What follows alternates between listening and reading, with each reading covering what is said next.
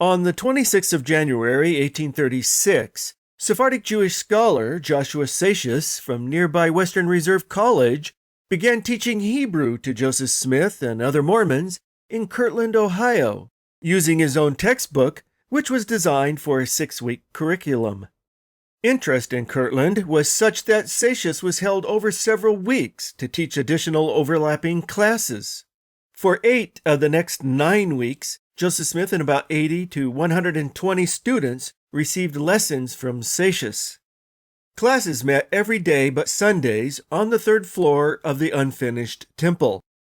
Following intensive lessons in grammar, Seixas had his classes begin translating portions of the Hebrew Bible in the 3rd week, which included passages from Genesis chapter 1 pertaining to the creation.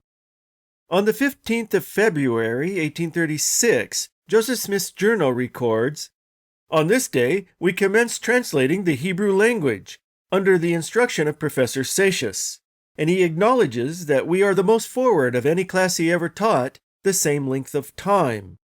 Joseph Smith proved to be a good student of Hebrew, for he, along with W. Phelps, Oliver Cowdery, Orson Hyde, and Orson Pratt, was selected by Seixas to receive additional instruction. After attending Hebrew school on the 17th of February, 1836, Smith recorded in his journal, "My soul delights in reading the word of the Lord in the original, and I am determined to pursue my study of the languages until I shall become master of them, if I am permitted to live long enough." In addition to attending classes taught by Seixas, Smith also devoted considerable time studying Hebrew on his own. As the editors of the Joseph Smith papers have observed, between the 23rd of November, 1835 and 29th of March, 1836, Joseph Smith's journal mentions his studying Hebrew, whether in class with colleagues or by himself, no fewer than 70 times. On the 30th of March, 1836, Joshua Seixas gave Joseph Smith a certificate verifying his completion of his course in Hebrew. Mr. Joseph Smith, Jr. has attended a full course of Hebrew lessons under my tuition, and has been indefatigable in acquiring the principles of the sacred language of the Old Testament scriptures in their original language. He has so far accomplished a knowledge of it that he is able to translate to my entire satisfaction. This event in Joseph Smith's life had a profound effect on the continued translation of the Book of Abraham in Nauvoo in March 1842. Hi, I'm Dan Vogel. The last 3 chapters of the Book of Abraham bear the marks of Joseph Smith's Hebrew lessons with Joshua Seixas in early 1836, which creates a problem for the apologists who need to have all the Book of Abraham precede the creation of the bound grammar of the Egyptian language.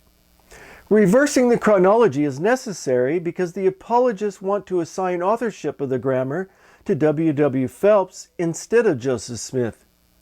Obviously, if the grammar came first, as the evidence clearly demonstrates, it becomes impossible to pin authorship on Phelps, since it would make it appear that Joseph Smith drew on Phelps's grammar for his translation of the Book of Abraham. The apologists will do anything to avoid seeing the grammar as the work of Joseph Smith, because it provides clear and indisputable evidence that he only pretended to translate the Egyptian papyri.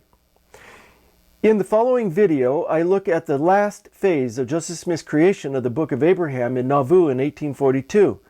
I also discuss the apologists' attempt to escape the evidence that destroys their wild and far-fetched theories.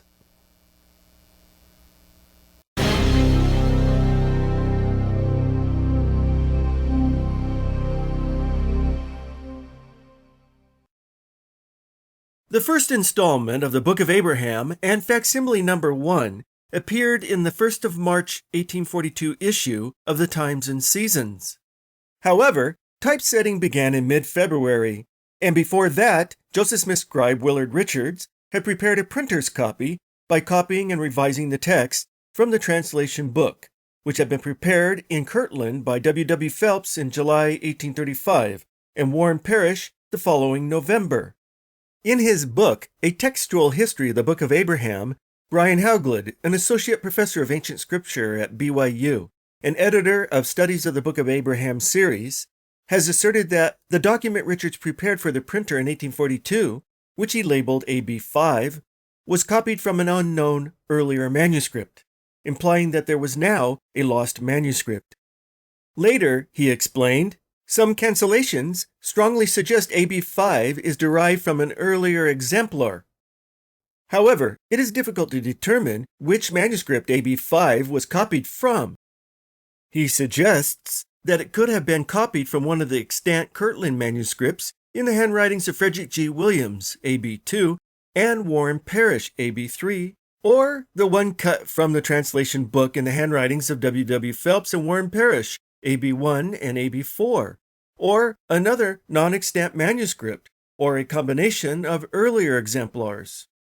Despite Hauglid's confusion, there is no reason Richards didn't simply copy the longest and most complete Kirtland text from the translation book, making some revisions at Joseph Smith's direction. This explains why Richards' copy ends at exactly the same point the translation book did, that is, with Abraham chapter 2, verse 18. If there had been a longer, more complete text to which Richards had access, as the apologists maintain, there would have been no reason for him to have stopped at verse 18. Indeed, the more natural breaking point would have been for him to continue 7 more verses to conclude the chapter, allowing the next installment of the Times and Seasons to begin with Abraham's vision of the cosmos, what is now chapter 3. A clear indication that Richards was copying from the translation book is his misreading of Parrish's capital K for an R in the word Rallinos. The letter is clearly K in Parrish's shorter document, as well as Frederick G. Williams' document. But when Parrish copied the text into the book, his K was formed in a way that could be mistaken for an R, which is evidently how Richards read it. Additionally, in a passage naming 4 other heathen gods on page 3, Richards copied, and the god of Koash, which is only in Parrish's text in the translation book. On the back of the second sheet, Richards added the explanation for facsimile 1. The type was set for the first installment of the Book of Abraham using Richards' manuscript, which exhausted all the text that Joseph Smith had dictated in Kirtland. Publication of the 1st of March 1842 issue was delayed while Reuben Hedlock made some adjustments to the printing plate of facsimile 1. On the 1st of March, Willard Richards recorded in Joseph Smith's journal, during the forenoon at his office and printing office, correcting the first plate or cut of the record of Father Abraham, prepared by Reuben Hedlock for the Times and Seasons. On the following day, Richards recorded, Joseph Smith read the proof of the Times and Seasons as editor for the first time, number 9, volume 3rd, in which is the commencement of the Book of Abraham. While type continued to be set for the 1st of March 1842 issue, Joseph Smith and Richards were busy preparing the second installment of the Book of Abraham to appear in the 15th of March issue. On the 4th of March, Richards recorded in Joseph Smith's journal, exhibiting the Book of Abraham in the original to Brother Reuben Hedlock, so that he might take the size of the several plates or cuts and prepare the blocks for the Times and Seasons, and also gave instructions concerning the arrangement of the writing of the large cut, illustrating the principles of astronomy. Preparations were being made for the second installment, which was to include a fold-out sheet containing an illustration of what Egyptologists call the hypocephalus. However, there was no text of the Book of Abraham to go with it. On the 8th of March, Richards recorded in Smith's journal, commenced translating from the Book of Abraham for the 10th number of the Times and Seasons, and was engaged at his office day and evening. On the next day, Richards recorded, in the afternoon continued the translation of the Book of Abraham, and continued translating and revising. While dictating a letter that evening, Joseph Smith mentioned, I am now very busily engaged in translating, and therefore cannot give as much time to public matters as I could wish. The new material and facsimile 2 were published in the 15th of March 1842 issue, which was the 10th number of the Times and Seasons, and contained the remainder of the book of Abraham as we have it. That is, Abraham chapter 2, verse 19 to chapter 5, verse 21. The Kirtland material had stopped with the reworking and expansion of Genesis chapter 12 up to verse 6, where Abraham paused in his journey towards Canaan to offer sacrifice to God. This reworking and expansion of the biblical text is similar to what he had done in his inspired revision of the Bible between 1830 and 1833, although for the Book of Abraham project, he transformed the text into a first-person account. In Nauvoo in 1842, Joseph Smith continued morphing Genesis 12, picking up at verse 7, where Abraham received a vision of God, who promised him, "Unto thy seed will I give this land." As Abraham continued his journey toward Egypt, he began to worry that the Egyptians might murder him to obtain access to his beautiful wife Sarah. However, instead of Abraham telling Sarah to tell the Egyptians that she was his sister, as in the Genesis story, Smith's version has God tell Abraham to tell Sarah to lie about their marital status, which could be interpreted as providing a rationalization for his own concurrent deceptions relative to his secretly marrying other women besides Emma, his legal wife. In Genesis, Abraham's conversation with Sarah is immediately followed by an account of his entering Egypt, Pharaoh taking Sarah into his house, and the discovery of Sarah and Abraham's true relationship. This sequel to the story does not appear in the book of Abraham, but is interrupted by a revelation Abraham supposedly received through the Urim Thummim while he was still in Ur of the Chaldees. Joseph Smith then dictated 28 verses on astronomy, comparing the hierarchical order of the stars and planets to the varying degrees of intelligences in the premortal existence. Within the revelation, the Lord is made to say, "Abraham, I show these things unto thee before ye go into Egypt, that ye may declare all these words." The placement of the material on astronomy before Abraham entered Egypt and assigning Ur of the Chaldees as the location of the revelation was no doubt inspired by the passages in Josephus, which declare, Berosus mentions our father Abram without naming him, when he says thus, "In the 10th generation after the flood, there was among the Chaldeans a man righteous and great, and skillful in the celestial science." Abram communicated to the Egyptians arithmetic and delivered to them the science of astronomy. Before Abram came into Egypt, they were unacquainted with those parts of learning, for that science came from the Chaldeans into Egypt, and from thence to the Greeks also.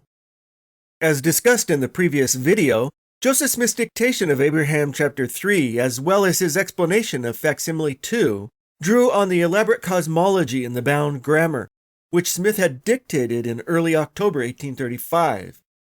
While Joseph Smith's cosmology was unique, it still bore a resemblance to the cosmology espoused by Thomas Dick and other natural theologians. Joseph Smith may have also been inspired by Dick in his discussion of the premortal intelligences in the second half of Abraham chapter 3, which was intended to parallel his previous discussion of the hierarchy of stars and planets. It was probably on the 8th of March, 1842, when Joseph Smith dictated the following verses. "And the Lord said unto me, Abraham, if there be two things, one above the other, and the moon be above the earth, then it may be that a planet or a star may exist above it. Also, if there be two spirits, and one shall be more intelligent than the other, there shall be another more intelligent than they. I am the Lord thy God, I am more intelligent than they all. Now the Lord had shown unto me, Abraham, the intelligences that were organized before the world was. And among all these, there were many of the noble and great ones. And God saw these souls, that they were good, and he stood in the midst of them, and he said, These I will make my rulers. For he stood among those that were spirits, and he saw that they were good. And he said unto me, Abraham, thou art one of them. Thou wast chosen before thou wast born.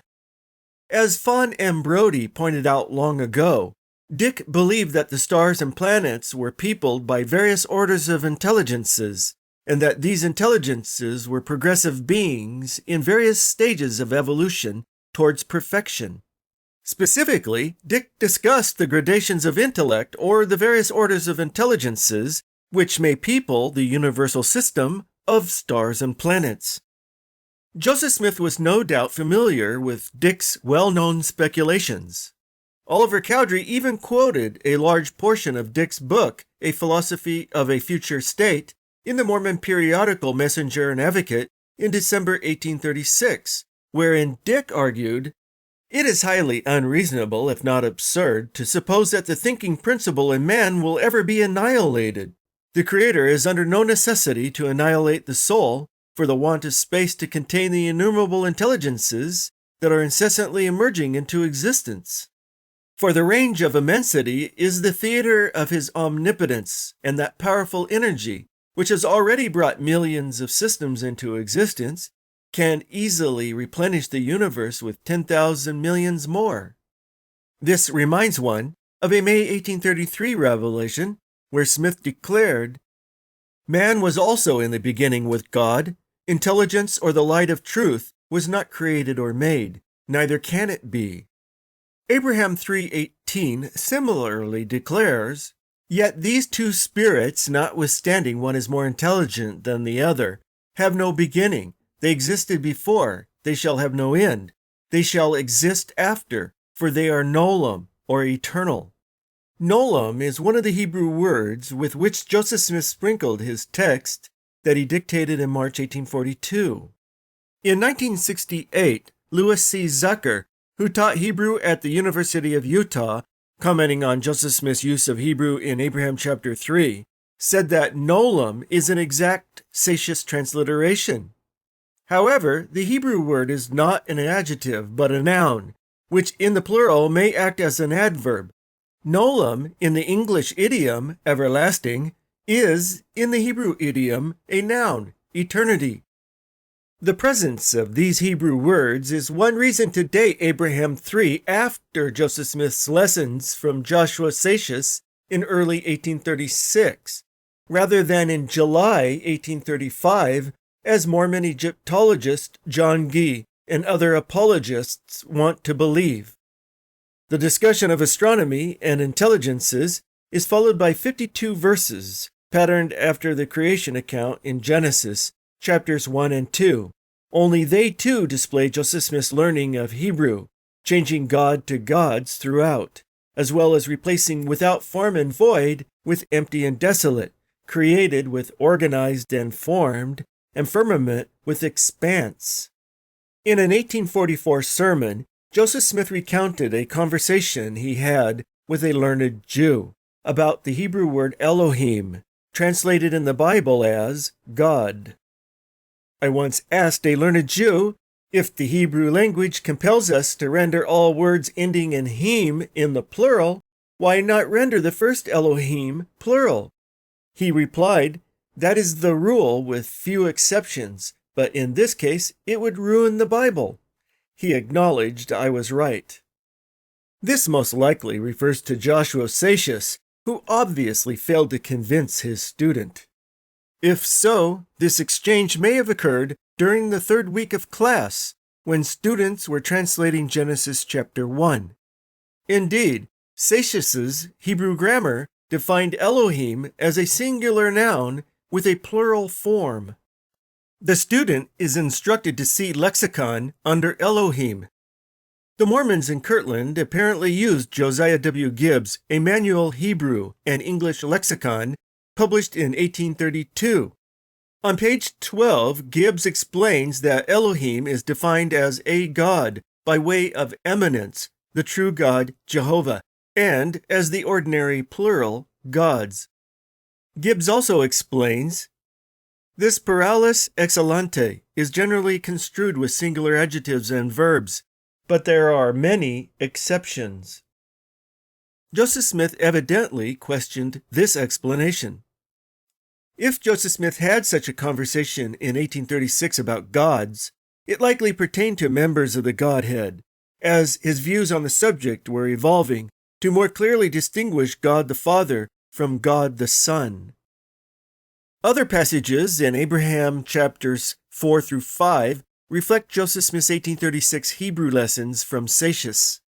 As mentioned, instead of following the King James Version of Genesis 1 verse 2, "And the earth was without form and void," Abraham 4 verse 2 reads, "And the earth, after it was formed, was empty and desolate, because they, the gods, had not formed anything but the earth."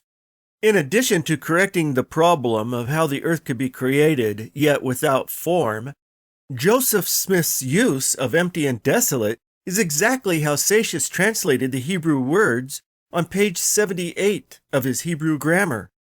More than a year before he dictated Abraham 4 to Willard Richards, Joseph Smith delivered a sermon in Nauvoo wherein he expressed another of his translation preferences for the creation account in Genesis. On the 5th of January, 1841, Smith declared, "In the translation, without form and void, it should read empty and desolate." At the same time, he also said, "The word created should be formed or organized." This is reflected in Abraham chapter 4 verse 1.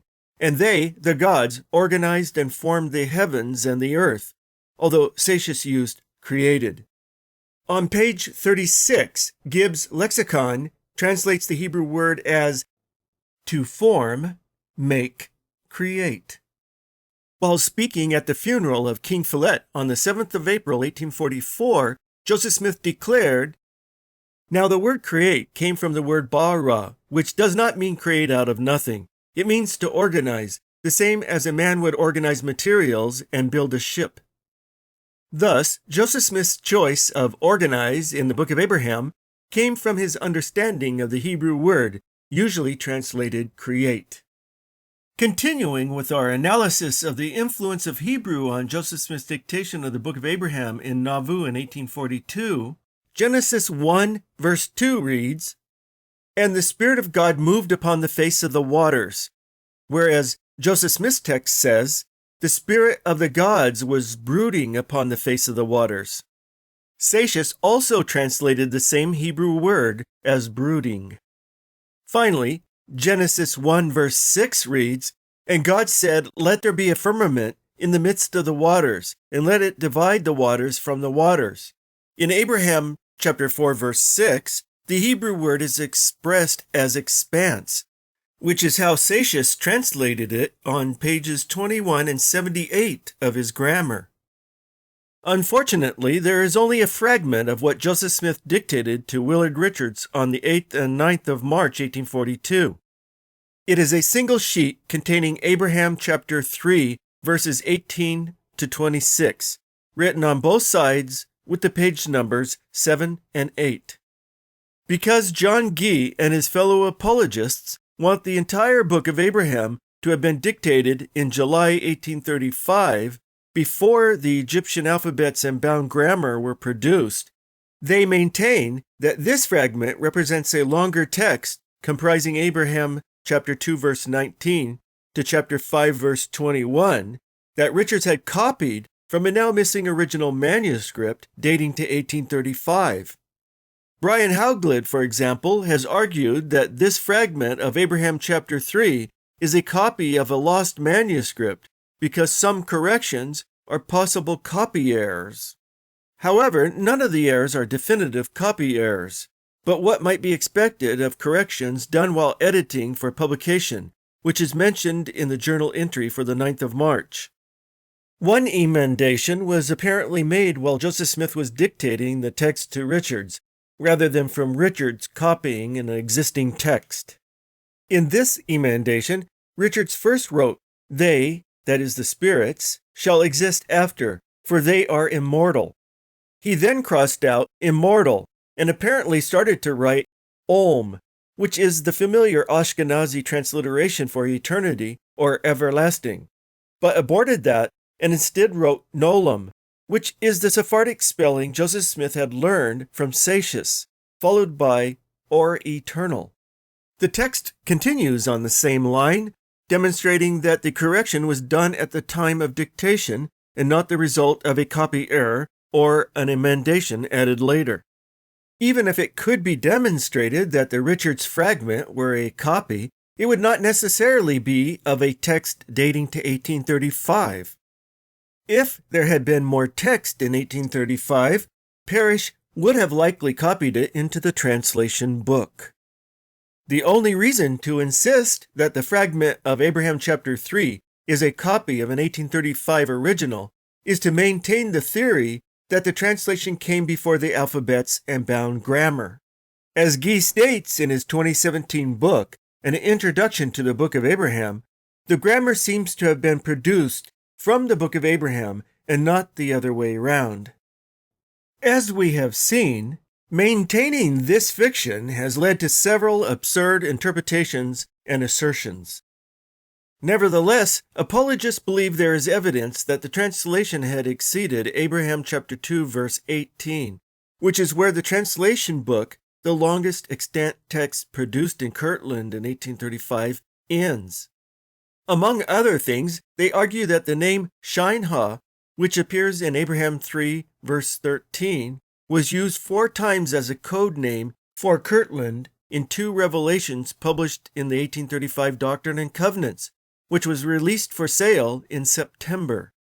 Since these substitute names do not appear in the original manuscripts of the Revelations, they were therefore added as the type was being set for the 1835 edition, sometime between May and September, probably from a list prepared by Joseph Smith before he left for Michigan in mid-August. In his 2017 book, Guy used this evidence to argue that the Book of Abraham had at least reached Abraham chapter 3 verse 13 before Joseph Smith left for Michigan. In 2010, Brian Hoglid argued, in August 1835, the name Shinha appeared in the 1835 Doctrine and Covenants 4 times as a code name for Kirtland, suggesting that the translation was at least up to Abraham 3 verse 13 by this time, and perhaps further. Muhlestein and Hansen are more careful in their assertion. The word Shinha is attested in Abraham 3 verse 13, where it is part of the astronomical explanation given there.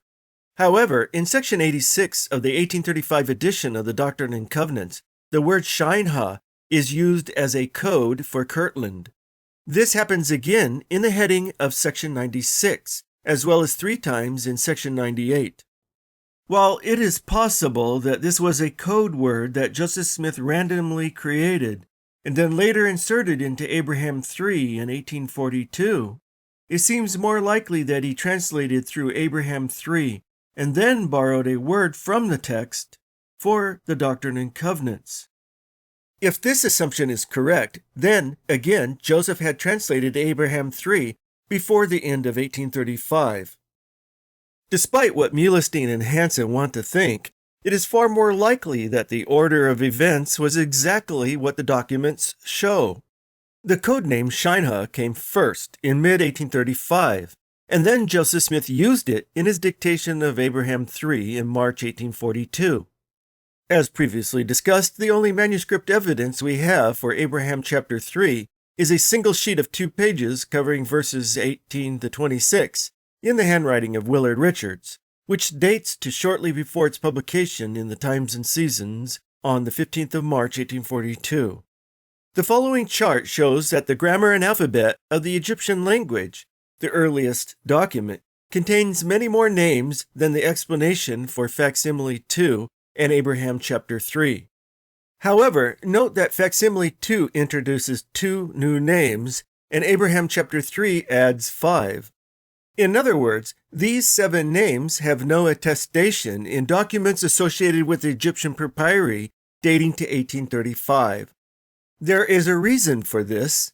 5 of the 7 names are Hebrew and necessarily date to after 1836, when Joseph Smith and other leading Mormons studied Hebrew under Joshua Seixas. This leaves just 2 non-Hebrew names from Abraham chapter 3 verse 13, Shinha and Oliah, where they are said to mean the sun and the moon. This departs from the bound grammar, which names the moon Flo S and the sun Flos Isis.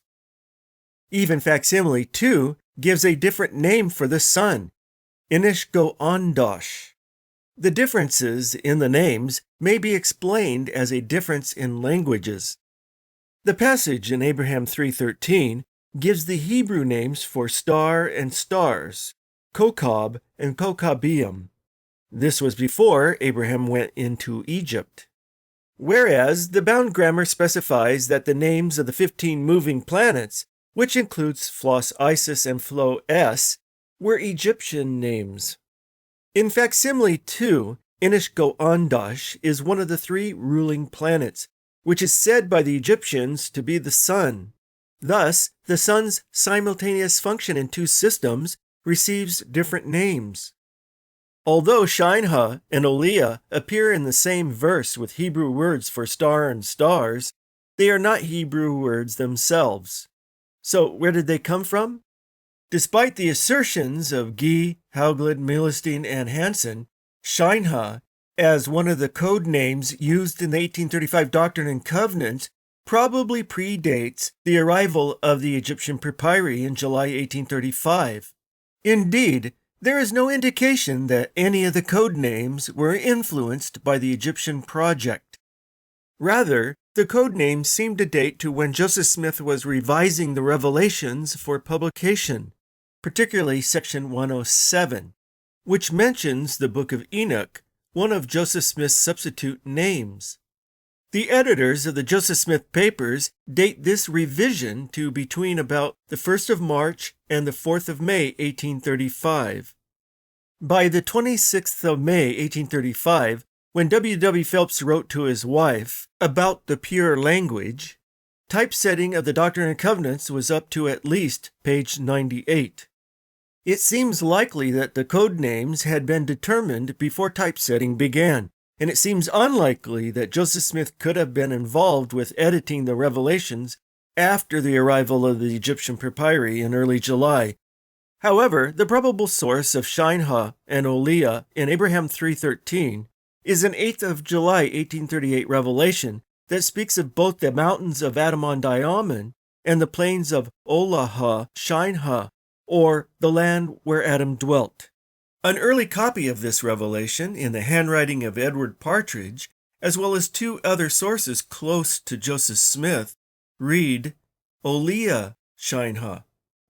The use of Olea Shinha in this revelation is not intended as a code name, but is an actual place name in the Adamic language, comparable to Adam-on-Diamond. Thus, the 2 non-Hebrew names, Shinha and Olea in Abraham 3:13, seem to have their origin in this 1838 revelation, although Shinha as a code name probably predated the Book of Abraham. It therefore seems probable that in Abraham 3:13, Joseph Smith was blending Hebrew and Adamic terminology. The apologists themselves have undermined their use of Shinha when they try to escape the implications of the Hebrew words by arguing that Joseph Smith could have added them to the Book of Abraham prior to publication in 1842. Milestein and Hansen, for example, argue transliterations such as Kokab and Kokabim are clearly influenced by the Hebrew grammars Smith was studying in 1836. On the surface, this suggests Joseph translated these phrases after he began his study of Hebrew and his transliterations were influenced by his Hebrew grammar book. Yet it seems equally likely that these are glosses. The translation efforts of 1842 were actually Joseph editing translated text from 1835, and that this editing included inserting newly acquired Hebrew phrases. Contrary to the impression Milestein and Hansen give, amending the passage in Abraham 3:13 would not be a simple matter of inserting Hebrew words. And the Lord said unto me, This is Shinha, which is the sun.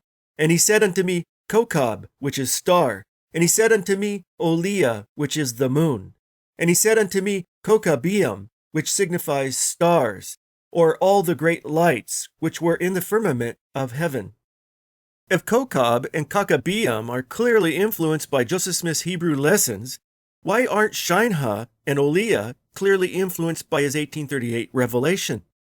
Obviously, it is inconsistent and convenient for the apologists to argue that Joseph Smith added the Hebrew words in 1842 in Nauvoo, while at the same time arguing that Shinha in the same passage wasn't added, but is evidence that Abraham 3 was dictated in 1835. Contrary to Milestein and Hansen's assertion, it is not equally likely that the Hebrew words are glosses added to an 1835 text, but rather the presence of the Hebrew words are clear indication that Abraham chapters 3 through 5 were dictated by Joseph Smith in 1842, as his journal plainly states. Milestein and Hansen also refer to Wilfred Woodruff's journal, wherein two entries for 1837 and 1838 mention Kolob, which they argue likely serve as evidence of familiarity with facsimile 2 or Abraham 3. It is as if Milestein and Hansen are ignorant of the contents of the bound grammar, which recorded the unfolding of the system of astronomy mentioned in Joseph Smith's journal under the 1st of October 1835, and where Warren Parrish recorded the definition for Kolob shortly after being hired as Joseph Smith's scribe in late October. This ignorance continues when they quote the 6th of May 1838 entry in Joseph Smith's journal. This day, President Smith delivered a discourse to the people. He also instructed the church in the mysteries of the kingdom of God, giving them a history of the planets, etc., and of Abraham's writings upon the planetary system, etc. And they erroneously assert, the most straightforward reading of this journal entry is that Joseph Smith had read Abraham's writings about astronomy. Only Abraham 3 fits this description. Because this is the most straightforward reading, it should be assumed that Joseph Smith translated Abraham 3 during 1835. Nothing could be more preposterous, since the fullest description of the planetary system is given in the bound grammar, which is based on the translation of characters taken from column 3 of the Breathing Primitive Hor, and identified by Joseph Smith as the writings of Abraham. Surprisingly, Milestein and Hansen date the bound grammar to the latter half of 1835, well before Woodruff made mention of Kolob in his journal. Next, Milestein and Hansen attempt to demonstrate that Abraham 3 was translated before the bound grammar was created, arguing that the phrase on page 3 of the grammar, the first being, supreme intelligence, was inspired by the passage in Abraham 3:19, which states that some spirits are more intelligent than others, but that God is more intelligent than they all. From this, they argue, this does not necessitate that Abraham 3:19 had been translated by the time the grammar and alphabet of the Egyptian language page 3 was created, but it strongly suggests it. This is absurd, since even if we assume the parallel is close enough to conclude one inspired the other, which isn't the case, there is nothing in the texts to indicate which came first. However, the contexts of the two passages are completely different. Therefore, one does not strongly suggest the other, in either direction. Moreover, the grammar's definitions of all-ish evolved from the alphabet's definition of awe, not Abraham 3. To simply quote the grammar's fifth degree as Milestein and Hansen do, is to miss the directionality of the development. Indeed, there is a clear development that takes place from the alphabets to the grammar, as well as within the grammar itself, which is quite independent of Abraham chapter 3. Awe is the first of 4 characters in the alphabets that deal with power. Note that in the alphabets, that the definition of awe only mentions supreme power. Nothing is said about intelligence, and that the next 3 characters also deal with power. In the grammar, all-ish is defined in the first degree as the name of the first being, which is then developed in each succeeding degree with a different attribute: supreme intelligence, supreme power, and supreme glory.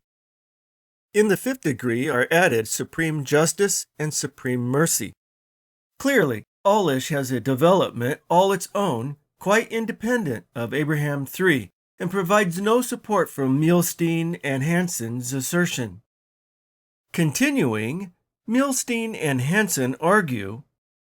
Likewise, a few pages later in the grammar, a discussion of Abraham being foreordained and chosen to go into Egypt to preach the gospel appears.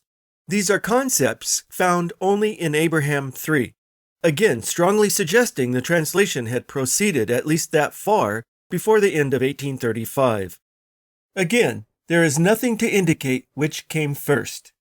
Abraham 3 is about a vision Abraham received before he left Ur in Chaldea, about the cosmos and the pre-existent intelligences. At the end of the cosmos portion of the Revelation, God tells Abraham that he was given this vision before ye go into Egypt, that ye may declare all these words. As previously mentioned, this could have easily been inspired by Josephus's account of Abraham's teaching astronomy to the Chaldeans and Egyptians. At the end of the portion about intelligences, God tells Abraham that he is one of the noble and great ones, and was chosen before thou wast born. However, contrary to the assertion of Milestein and Hansen, the book of Abraham does not say Abraham was foreordained and chosen to go to Egypt to preach the gospel. It only says that he was told about astronomy in Chaldea so that he could teach it to the Egyptians. The Egyptian grammar does not mention Abraham directly, but merely uses him as an example of how a word in the fifth degree could be used.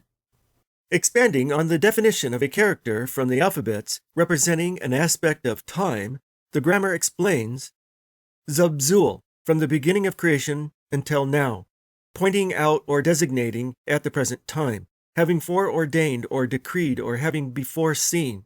For instance, Abraham having been chosen before he was sent by a commandment into the land of Canaan, having preached the gospel unto the heathen, was forewarned of God to go down into Al-Mestra, or Egypt, and preach the gospel unto the Al-Mesraans. Thus, the grammar associates Zabzul with the concepts of foreordain, foresee, and forewarn, and gives Abraham as an example. There's no mention of Abraham being chosen before birth, which would have been an obvious example to use if Abraham 3 were dictated before the grammar. Instead, the grammar first uses Abraham's being chosen by God to become a great nation before going into the land of Canaan, which is mentioned in Genesis chapter 12, verse 2.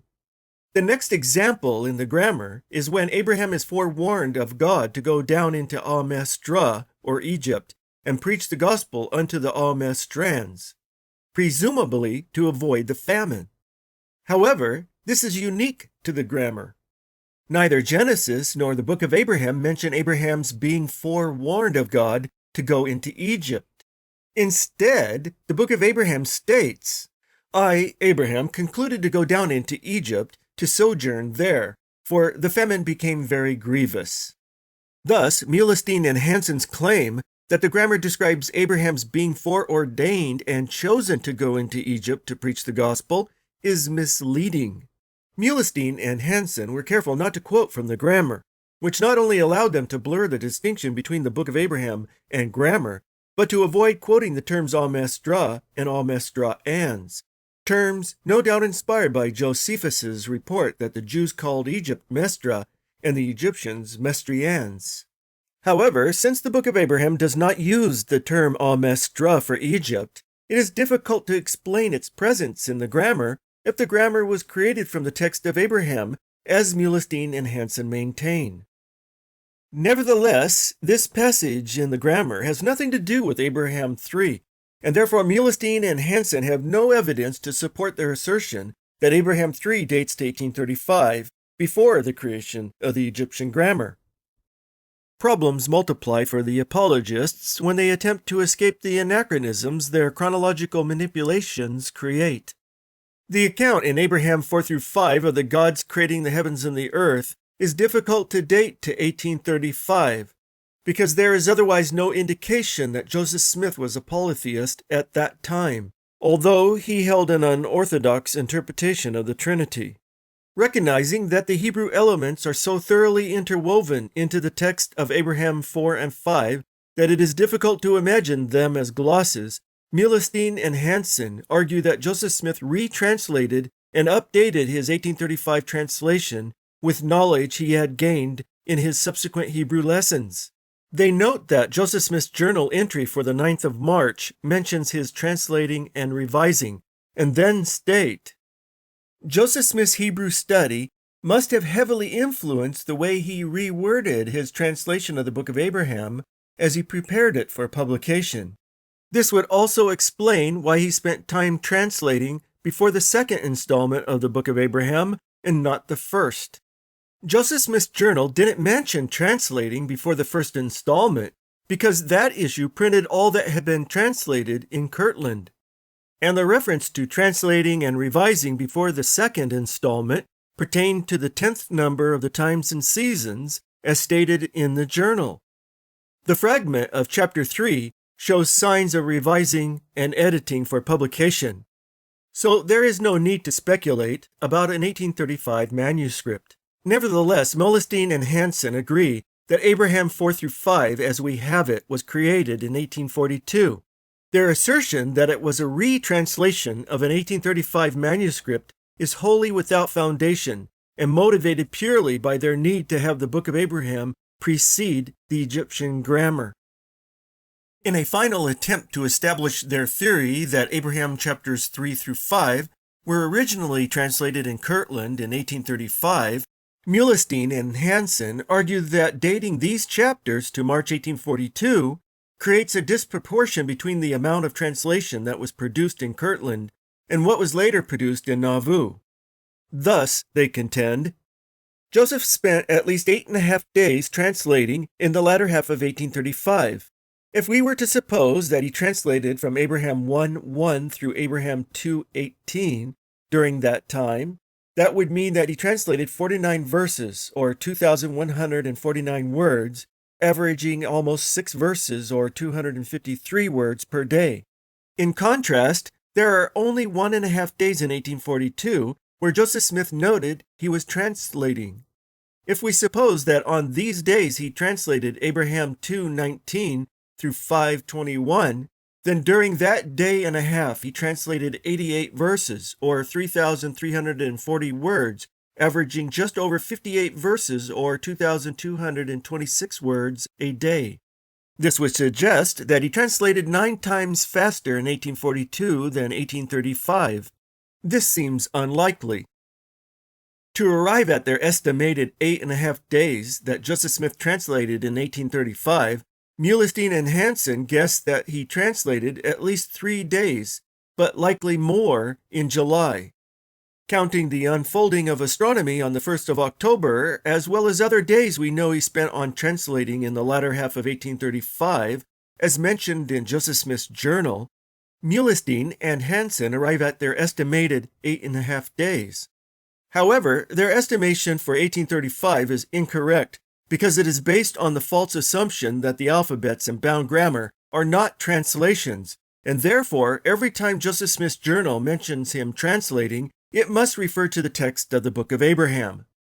As reconstructed in the previous videos, after Joseph Smith's initial identification of the 2 rolls of papyri as the records of Abraham and Joseph, the project switched to the valuable discovery notebooks, then to the alphabets and bound grammar. The unfolding of astronomy on the 1st of October referred to the last part of the bound grammar, not to a missing portion of the Book of Abraham. Joseph Smith didn't return to his dictation of the Book of Abraham until the 19th of November 1835, when his journal mentions that Warren Parrish and Frederick G. Williams were with him while inspecting the temple, and afterwards, as Parrish recorded, that Joseph Smith spent the day in translating the Egyptian records. This activity continued the next day. Also, in the first video, it was demonstrated that Parrish and Williams wrote simultaneously from Joseph Smith's dictation of the text of Abraham 1, verse 4, through chapter 2, verse 2, showing that only the first 3 verses had been dictated prior to that time. After Parrish copied this text into the translation book, along with 4 additional verses recorded by Williams, he recorded Joseph Smith's dictation of Abraham chapter 2, verses 7 through 18, directly into the book. This was probably on the 24th or 25th of November 1835. Work on the 24th of November may have included Parrish's recording the definitions of Kolob at the end of all 5 degrees in the bound grammar, which may explain the pluralistic entry Parrish recorded in Joseph Smith's journal. In the afternoon, we translated some of the Egyptian records. This highly probable reconstruction would cut Milestein and Hansen's calculations of time Joseph Smith spent translating in 1835 at least in half and double the output. Or, in other words, Joseph Smith translated approximately 12 verses, or 506 words per day. The higher numbers for 1842 are boosted by the fact that Abraham chapter 2 verses 19 to 25 closely follow Genesis chapter 12 verses 7 through 13, and Abraham 4 through 5 are a reworking of Genesis chapters 1 and 2, which leaves just 28 verses of Abraham 3 as unique. Nevertheless, Milestein and Hansen's claim that Joseph Smith spent 2 days frantically translating in order to publish Abraham chapter 2:19 through 5:21 in the next edition of the newspaper in 1842 is probably inaccurate, since Joseph Smith, as Guy observed, is known to have dictated long revelations fairly quickly. There is therefore no reason to believe the contention of Guy, Hauglid, Milestein, and Hansen that Abraham chapters 3 through 5 were first dictated in Kirtland in 1835. The presence of numerous Hebrew terms and Hebrew-inspired substitutions clearly dates these chapters to after Joseph Smith's lessons with Joshua Seixas in early 1836. Joseph Smith's journal clearly states that he was translating for the 10th number of the Times and Seasons, which was the 15th of March, 1842 issue. While these apologists acknowledge the presence of Hebrew terms is problematic, they have provided no compelling evidence that the Hebrew was added to an 1835 manuscript, only wishful thinking.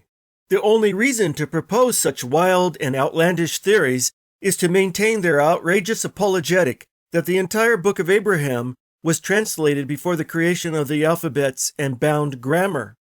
In their essay on Book of Mormon chronology, Milestein and Hansen conclude that there is no theory that accounts for all the evidence, and that either we need to find more evidence or create another model. Well, there are more than two choices. How about interpreting the evidence we do have more accurately and not so colored by apologetic necessity? Nevertheless, they continue. For the time being, the most we can do is say that it seems likely Joseph Smith translated all the text of the Book of Abraham we now have, and perhaps even more, by 1835. While such a theory is plausible, it remains problematic because it is simultaneously incomplete and the most probable of the theories proposed thus far. On the contrary, as this and the previous videos clearly demonstrate, the chronology they propose is not plausible, and it does not account for most of the evidence, but is in fact disproven by the evidence and requires the invention of extremely problematic and highly improbable interpretations to sustain it. This concludes my chronological analysis of how the Book of Abraham came to be. Some of my viewers might think that being an Egyptologist makes John Gee and Carrie Milestein especially qualified to comment on all aspects of the Joseph Smith Papyri, even when it deals with early Mormon history or textual or source criticism.